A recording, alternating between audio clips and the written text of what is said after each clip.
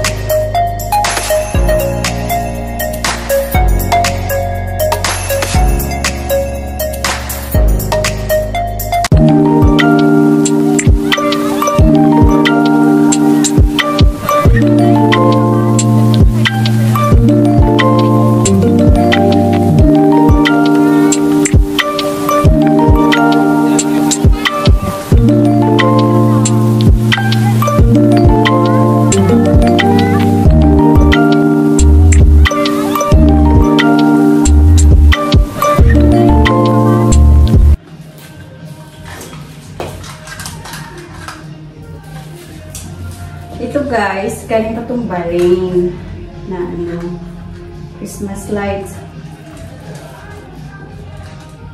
Kasi doon, meron ba akong doon? Christmas lights din na maliit. Christmas tree na maliit. Ang init.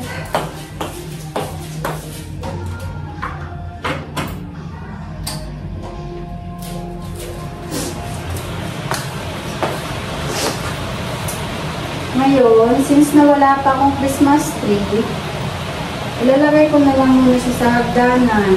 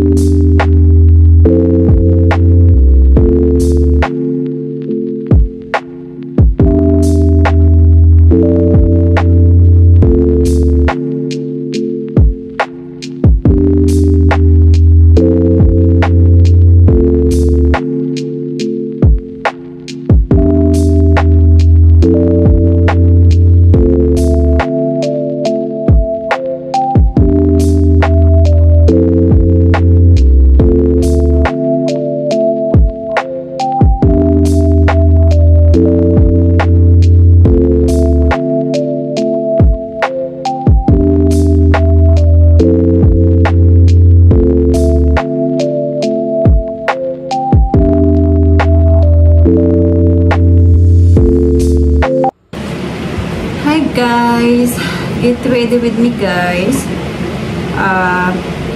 Nag-ayos na ako dahil babiyahe na tayo sa Pamakati. Kasi bukas pasok na naman.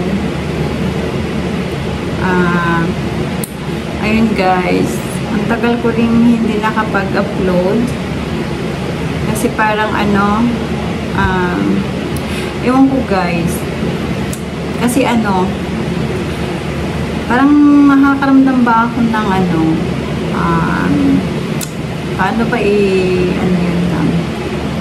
yung parang wala ka ng maingay yung saan, parang yung wala ka ng gana, alam nyo guys, yung wala kang ganang makipag-usap, or minsan parang wala akong gana talagang, wala akong gana sa buhay.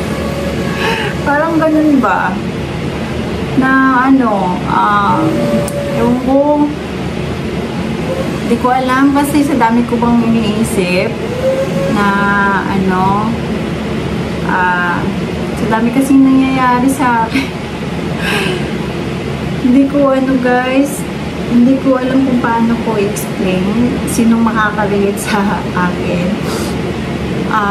Kahapon, yung alam niyo yung mararamdaman nyo na lang sa sarili nyo na parang ang bigat ng feeling nyo, na parang ano ba to, parang walang parang hindi ko alam, hindi magpa-function yung mo kung anong gagawin mo or yun. So parang wala na akong gana, sabi ko ayoko na mag-vlog, i-stop ko na kasi parang feeling ko walang nangyayari or parang tinatamad lang ako. So mga ilang days din wala ako talagang upload, wala akong vlog, as in parang makipagharap ako sa mga friend ko, yun, tatawa-tawa lang, ganyan. Pero yung sa loobin nyo, parang ganun, parang ang bigat-bigat. Tapos of course, makipag-usap ako sa mga anak ko, parang siyempre, mo na nanay ka so, kailangan yung hindi mo naman masishare yung mga bagay-bagay kung ano yung sa loobin mo kasi hindi naman sila related doon. Basta guys, ayaw ko umiyak. Tapos, ayun nga, yung kahapon Sabado, naisip ko, imumove ko na naman yung mga dito sa bahay, yung mga bagay-bagay. Ayun, pinag-move ko nga. Naglilipat-lipat ko lang ba? Kasi, ganoon talaga ako kahit nasa ibang bansa ako dati. Pag feeling ko na parang there's something wrong na hindi ko ma-explain, parang ang ng feeling, ayun, parang ang tamli-tamli ng ko, yung vibes ko. So, yun ang ginagawa ko. Minumog ko yung mga something sa bahay. So, ayun nga, kahapon, tapos, nakita ko nga yung Christmas lights. So, pinaglalagay ko dito sa sa hagdanan dahil wala pa nga akong Christmas tree na gusto ko nga bumili nun, pero hindi talaga kakayanin pa. Alam niyo yung simple lang naman ang gusto ko Tayong mga nanay, simple lang naman ang mga gusto natin. Alam mo yung maibigay lang natin sa mga bata, mga anak natin yung hangarin nila, yung gusto nila. Tapos pati nga bahay, pinag-diskitahan ko na parang i-give up ko na lahat. Parang ayaw ko na, kasi mabot talaga ako sa point na gano'n na. Ayaw ko na yung pang use na may bahay ako dito na wala namang nakatira. Parang ganun yung feeling ko. Tapos, minsan tinatanong ko sa sarili ko na nag-abroad ako ng 5 years, wala naman akong naipon. Ano bang ayun, parang sabi ko, wala naman akong naipon. Anong ko? Pero yung sa kabilang banda din, baga parang, ewan ko, basta ganun, may nagsasabi dito, may nagsasabi dito. Alam mo yung ganung pag-iisip. Basta ganun yung mga few days ko na this past few days, ganun yung mga nararamdaman ko. Tapos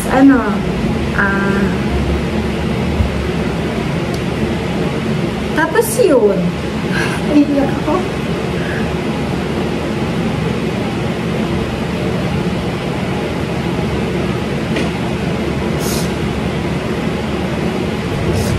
Tapos, ayan.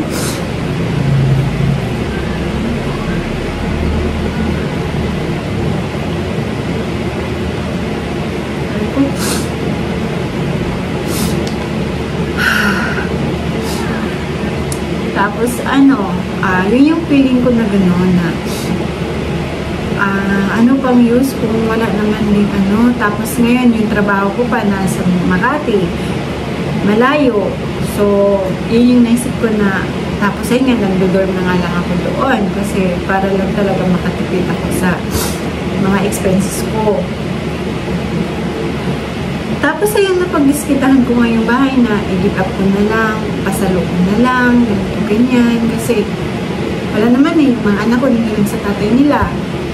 Tapos, although gusto naman nila pumunta dito, pero yun nga, yung time kasi namin, kasi nga lalo na ngayon nasa na ako, sa malayo din yung work ko.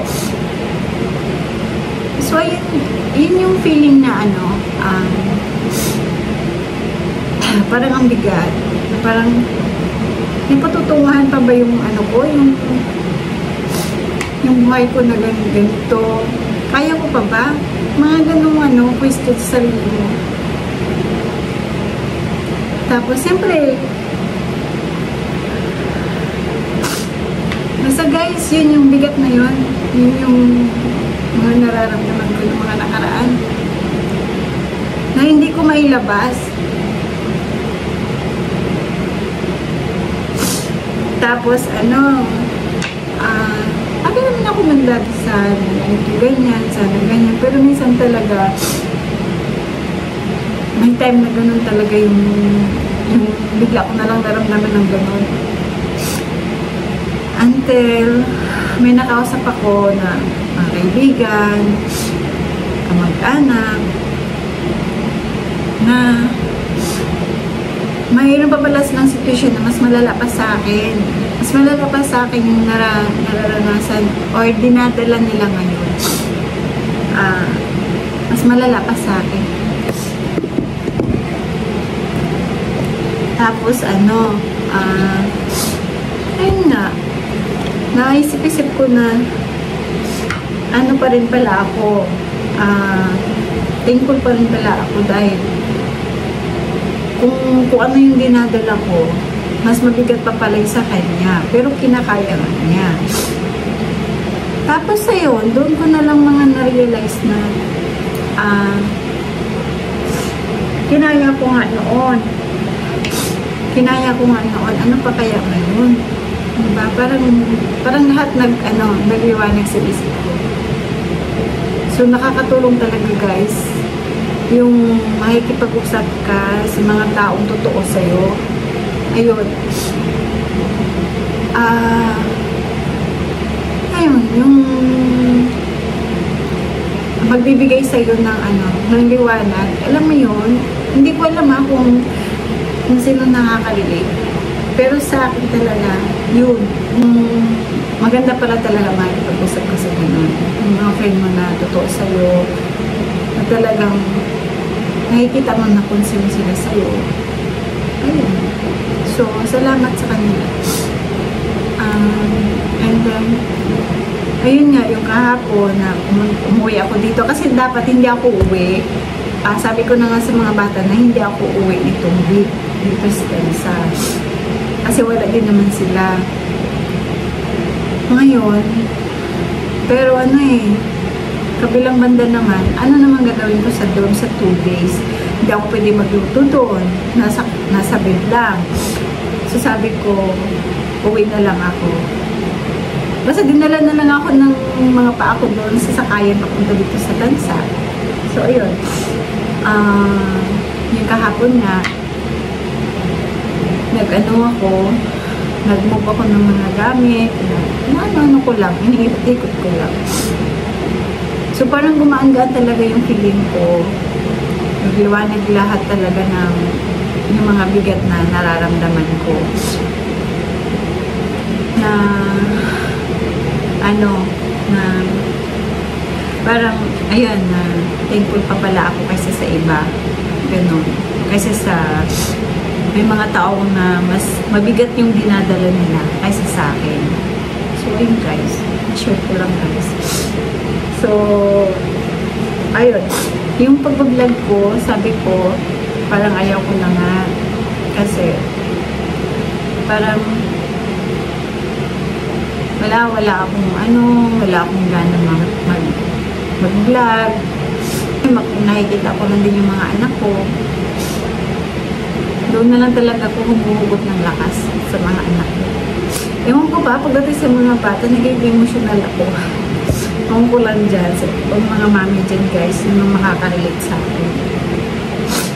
So ayun, sabi ko lang, laban self, laban Rose. Kasi, habang may buhay, may pag-asa. Ika nga diba? So, ayun guys. Sorry guys, naging lang ako. Naging emotional bigla. Sabi ko, ayoko umiyak. Ayun. May mga ito nga, tinatry ko nga mag-sideline, makahanap ng extra income. Yung head namin sa office, siya nga nag-sponsor dun sa mga bag. Tapos, binibenta lang namin ng isa kong ka-office mate din na single mom. So, ayun, yun ko lang talaga ako na may mga namit ako sa bago kong work. May mga namit ako na ganong klaseng tao. So, pasalamat na lang din ako. Of course, lagi naman ako nagdadasal guys kay Lord na gabayan niya pa ako sa mga plano ko. Kasi wala namang tama yung kaibigan ko. Tama yung kaibigan ko. Hindi ko yung pangalan niya kasi hindi ko na napaalam kung kung okay lang ba i-vlog ko. Ayun, tama nga yung sabi niya na wala namang hindi ako nagsasabi sa family ko na ganito, ganyan yung mga nararanasan ko, yung mga dinadala ko, dahil wala namang ibang tutulong kundi sarili ko lang. So, kailangan kong lakasan yung loob ko. Yun yung sabi niya. Ang haba din ng usap namin kahapon. Tapos, ayun. Alam mo na yun kung sino ka, kung nanonood ka man.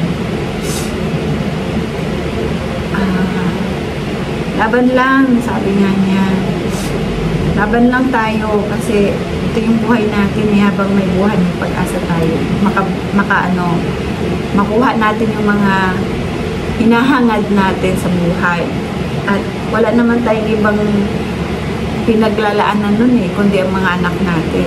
Ayun, yung mga ganong words is talagang nakakapag na grabe, mas mabigat yung nararanasan, dinadala niya, dinadamdam niya. Ano pa kaya yung sa akin? So, ayun, medyo na ako guys, na ano ka ba Rose? Hindi yan si Rose na nakilala ko. Parang ginagan ko yung sarili ko ba? Si Rose na isang palaban simula't simula. Na lumaki na malayo din sa pamilya. Pero di ba hindi naman ako napariwala. Hindi naman ako kung saan napunta. Talagang ngayon pa ba akong susuko? Parang ganun yung naaano ko. So, ayun guys, nag-aayos lang ako, napadaldal ako, madilim na, baka mamaya abutan ako ng ulan, maghahabal pa naman ako. Ayun lang naman, So, ayun guys, update ko na lang kayo mamaya guys, kasi madaliin ko na, lalabas ako, maghahabal pa naman ako, baka abutan ako ng ulan. Medyo madilim na nga. Pinabaling na sa sasakyan na ako. Abutan ng ulan.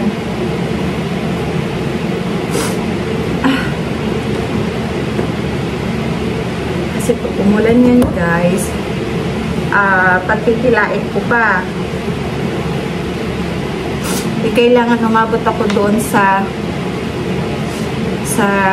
dorm ko ng bago mag-8 kasi may pinaano ako ba? Excuse me guys, excuse sa pagsinga-singa ko. Tawag nito, yung laundry ko, nagpa-laundry kasi nga ako ng mga damit ko pang pasok para hindi na ako bitbit ng bitbit. Eh sabi, bago ay hanggang 8 daw sila. So ayun, pagka Sunday, close daw sila ng hanggang 8. So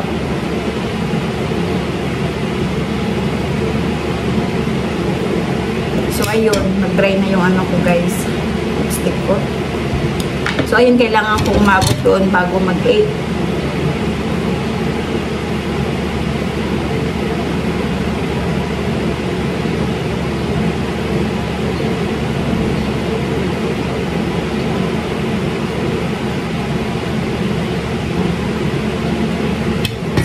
So ayun guys.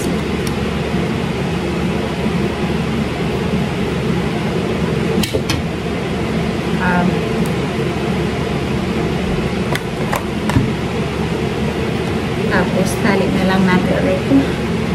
Tali ko na lang yung aking ouch. So, yung tali natin.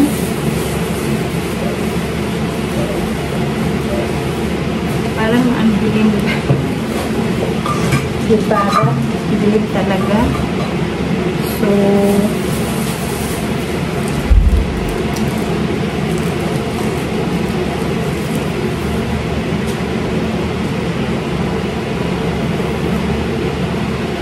ulot na ng buhok ko guys. Tapos isa pa pala yung inaano ko, pag nag-iisip ako, daming nalalaga sa akin ng buhok. Grabe talaga guys. Hindi ko na alam kung anong gagawin ko para kumapal yung buhok ko. Manipis na nga. Grabe pa kung maglagas. So, hindi ko na rin siya alam kung anong way ko pa siya pakakapalin. Okay, sana hindi pa umulan. Sabi guys, ang dilim sa labas. Buta na ako ng ano. Parang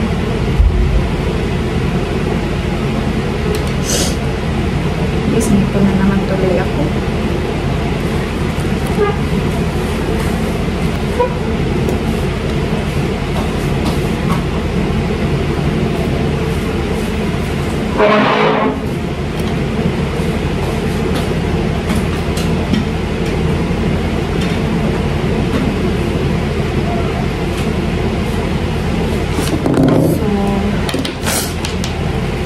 Kailangan ko nang mag-book ng habal guys. So ayan guys, nasa PTX na ako niyan. Nag-joyride na lang ako papunta sa dorm. So ayan, video pa si Inday.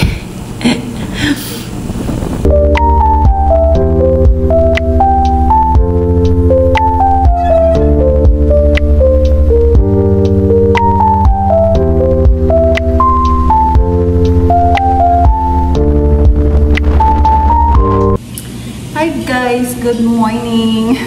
Tsura ko, hagid na hagid. Office na tayo, guys. Hindi ako nakapag-vlog kahapon, nakapag-end ng aking vlog kahapon pagdating ko sa dorm. Kasi, yung anak ko, kausap ko yung mga anak ko ba. So, ayun, di na ako nakapag ano. Ayan. So, guys, haggard. It's Monday, guys. Happy Monday, guys. Coffee, guys. Paubos na rin naman siya.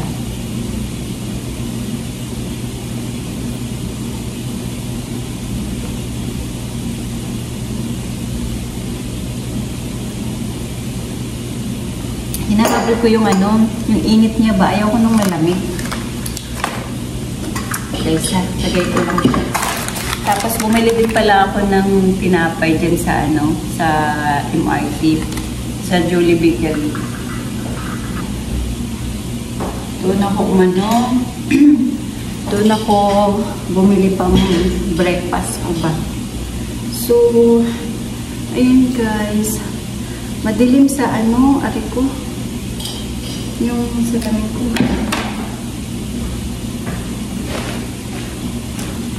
Madilim sa labas.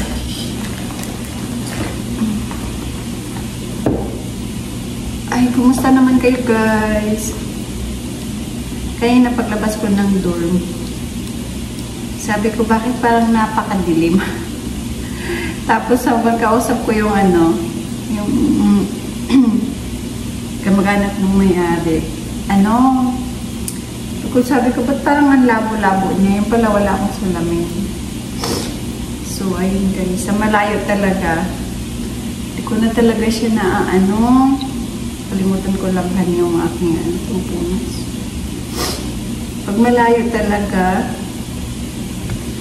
talagang hindi na kita makikita. Unless kung magsasalita ka.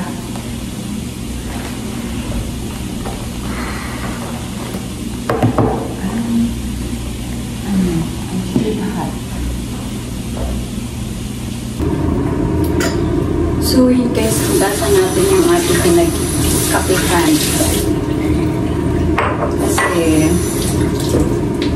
habang wala pang tao, dala ko ba yung ano, yung iba kong items na, yun is ano, pre-love.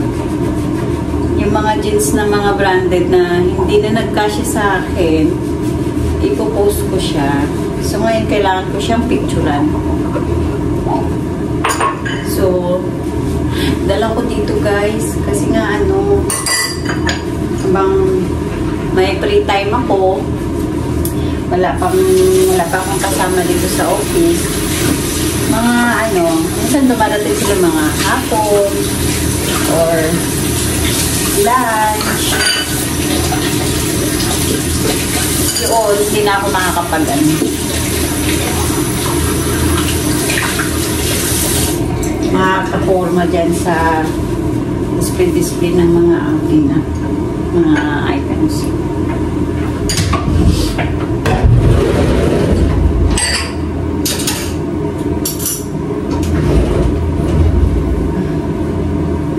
So, ayun guys, pakita ko sa inyo. Ang kulot na talaga ng buko. Hindi ko tinatali kasi pinapatuyo ko ba dahil magpa-plancha nga ako. Basa pa eh. Ayun guys, so, kulot na talaga siya. Ay. So, yun guys. Pakita ko sa inyo yung aking kung saan ko nilagay yung aking items. Tarant! Meron ako dito. May bidida ako. Tapos, ito kasi, panglinis ko doon sa hindi ko pa nalilinisan yung plastic nung Shein. Kasi nga, na-stock na nga siya. So, ito yan. Ito yung mga jeans na So, ayan. May gamit din ako dyan yung plancha. So, ayan guys. Ano lang naman to? 4 na peraso. Yung mga ang ganda pa talaga nito. Matibay ito yung mga brand na to eh. Tribal talaga siya, branded. Kaya, branded, oo nga.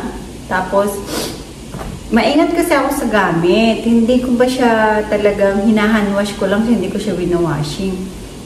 Tapos, ayun, hindi na magkasya sa akin. Hindi ko alam kung, feeling ko naman pumayatak. Pero yung bandang dito ko, hindi na talaga siya kasya. Yung mga anak ko, ayaw nila ng ano,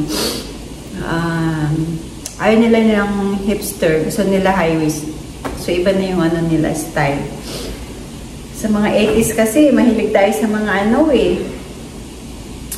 hips lang ba? Ewan ko sa iba dyan ha, na mga 80s. Pero ako kasi, mahilig talaga ako sa, ano lang, hipster lang.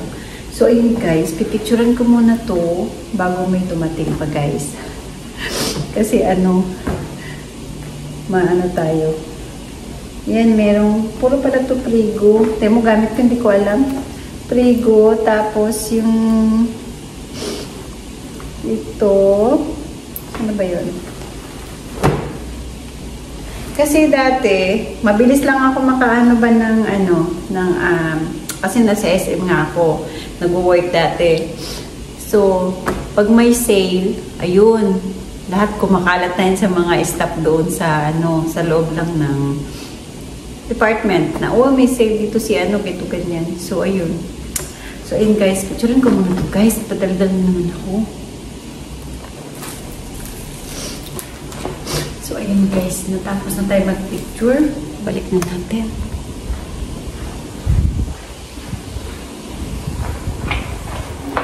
Mamadali na ako guys.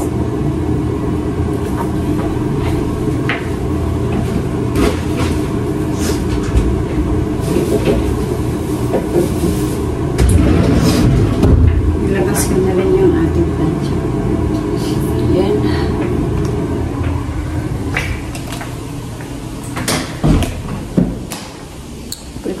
Guys, kahit na.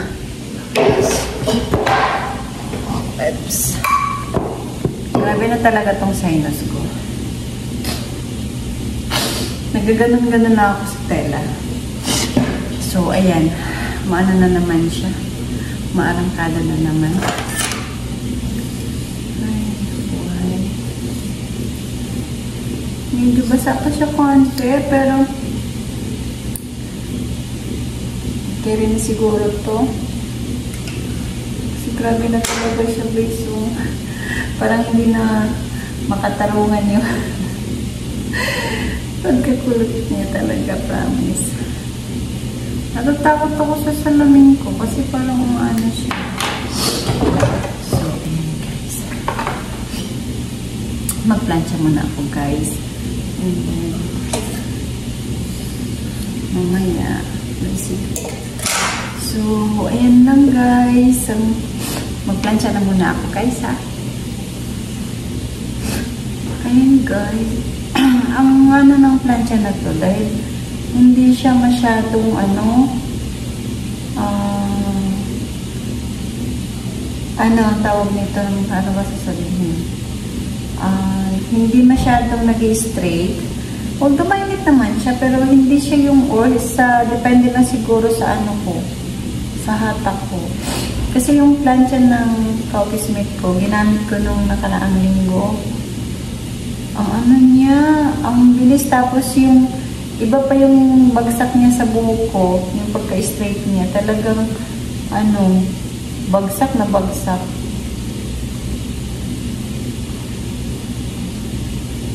Ano daw yun eh, ano pangalan ng ano na yun? Yung sa Watson na nabibili. GNL ba yan? Tama ba ako? Nanguhula na naman ako. Hindi ko word ako. Nakalimutan ko na kasi. Pero nakikita ko dati, yung nag-ESM ako. Maganda nga yung mga product nila doon. Lalo na sa mga ano nga, yun nga, yung sa plancha. Ito kasi sa parin ko pa ito nabili eh. Pero magandang brand din to. Kaya lang siguro na sa tagal na ba. Makaka-street naman siya pero ilang lakas pa ang mauubos bago ko siya ano. Tulad dito nangangalay na ako. Hindi ako lagi nagpa-plancha guys ha. Ano lang, once a week siguro or minsan hindi pa nga. Depende lang sa mood ko. Pag gusto ko maglugay, ayan, magpa-plancha ako. Pero, kasi parang nanawa na ba ako sa itsura ko, nalagay akong nakatali ba? Kasi dito sa Pinas talaga, pag lalabas ka, hindi ka rin magtatali dahil napakainit talaga. Kahit nasa bahay ako kahit sa tansa ako, lagi nakapuyod yung buko. Kasi mainit. Mainit yung panahon. So, yan guys. Start natin yung ating araws. Good vibes. Good vibes lang guys. Iniiwasan ko na talagang mag-iisip ng mga negative ba? Kasi yun nga, sarili ko lang din naman ang maapektuhan. Health ko lang din yung maapektuhan. Hindi ko alam guys, naglalagos talaga yung buko. Kainan naman pagkagising ko, pagkaligo ko. Dami na naman. Nangyari na to sa akin sa Barin Sobrang daming nalalagas. Ang suggest sa akin nung doktor na kliyente namin, maganda daw ako mag-vitamin ba yun? Vitamin D? Parang D yata ba yun? Kulang daw ako sa hala guys.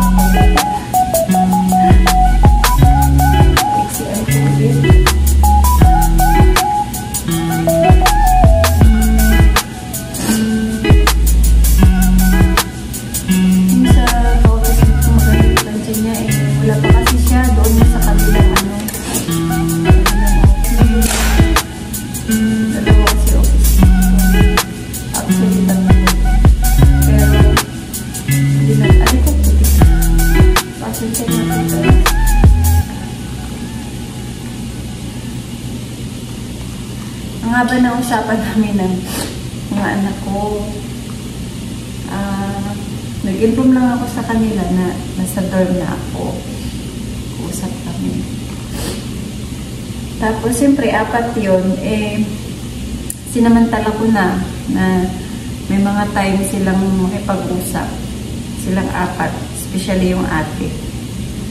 Sila yung busy yun. Isang oras din nata kami mahigit nag-uusap ng mga bata. Siyempre, si Bunso, pabida-bida na naman. Ay, Diyos ko. Nakakatuwa talaga. Nag-update lang ako sa kanila na dumating na nga ako sa dorm. Tapos, sila din kinukusap. So, ayun guys. Tapos na tayo mag-plancha. Ayan. So, kapag-prepare ako ng aking eyeliner. So, ayun guys. That's all for today. Tignan mo guys. Diba? Kakaplancha ko lang. Talagang lumalabas talaga yung sumpa niya talaga naman. Anyways guys, that's all for today. So see you on next video guys. Next vlog guys. Good vibes lang lagi guys, no? Alam mo talaga, minsan may mga ganong moment. So anyways guys, bye for now.